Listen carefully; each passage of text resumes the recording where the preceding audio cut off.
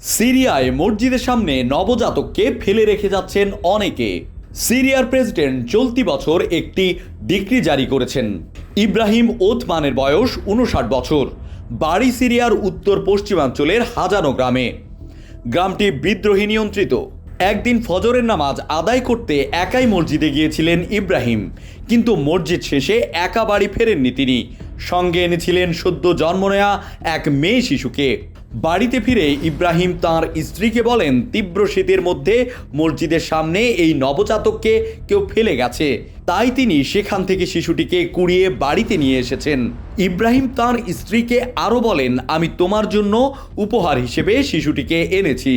ইব্রাহিম দম্পতি শিশুটির নাম রাখেন হিবাতুল্লাহ।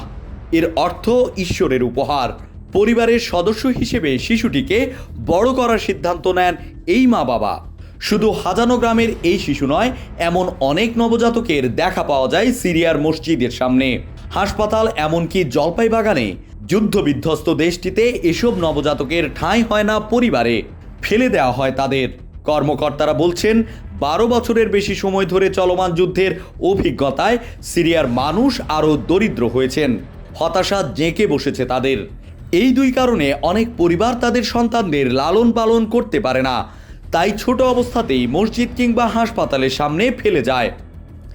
সিরিয়ায় সংঘটিত মানবাধিকার লঙ্ঘনের ঘটনাগুলো নিয়মিত নথিবদ্ধ করে রাখে ওয়াশিংটন ভিত্তিক সংগঠন সিরিয়ানস ফর ট্রুথ অ্যান্ড জাস্টিস। সংগঠনটি বলছে, 2011 সালে যুদ্ধ শুরুর আগে সিরিয়ায় এভাবে নবজাতককে ফেলে যাওয়ার কয়েকটি ঘটনা নথিবদ্ধ করা হয়েছিল। এখন এই সংখ্যা অনেক বেড়েছে। সংগঠনটির পক্ষ থেকে গত মার্চ মাসে দেওয়া তথ্য অনুযায়ী 2021 সালের শুরুর দিক থেকে গত বছরের শেষ দিক পর্যন্ত সিরিয়ায় শতাধিক শিশুকে ফেলে দেওয়ার ঘটনা লিপিবদ্ধ করা হয়েছে। এর মধ্যে 62টি মেয়ে শিশু। সিরিয়ানস ফর ট্রুথ অ্যান্ড জাস্টিস আরও বলেছে, এই সংখ্যা পূর্ণাঙ্গ নয়, প্রকৃত সংখ্যা আরও বেশি হতে পারে। সংগঠনটি বলছে, যুদ্ধ শুরুর পর এই সংখ্যা নাটকীয়ভাবে বেড়ে গেছে। সরকার নিয়ন্ত্রিত ও বিদ্রোহী নিয়ন্ত্রিত উভয় অঞ্চলে এসব ঘটনা ঘটেছে। এর মধ্য দিয়ে যুদ্ধ কবলিত সিরিয়ার আর্থসামাজিক পরিস্থিতির প্রকৃত চিত্র ফুটে ওঠে। 1 দশকের বেশি সময় ধরে চলমান সিরিয়া যুদ্ধে এখন পর্যন্ত 5 লাখের বেশি মানুষের মৃত্যু হয়েছে। লাখ লাখ মানুষ বাস্তুচ্যুত হয়েছে। ধ্বংস হয়ে গেছে দেশটির অসংখ্য অবকাঠামো। সিরিয়ার প্রেসিডেন্ট বাশার আল আসাদ চলতি বছর একটি ডিক্রি জারি করেছেন। এতে বলা হয়েছে, ফেলে যাওয়া এসব শিশু আরব, মুসলিম ও সিরীয় হিসেবে পরিচিত হবে।